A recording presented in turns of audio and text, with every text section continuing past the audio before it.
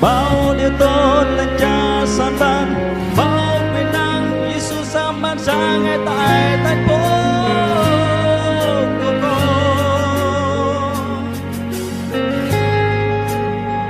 Giêsu Chúa nên thành phố đây, Giêsu vua dân ngày hôm nay, Giêsu đấng cai trị muôn đời.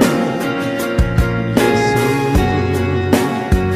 ánh sáng chiếu nơi đây con tôi, đem an vui cho người vô số, đem phúc âm cho người mê lối. Giêsu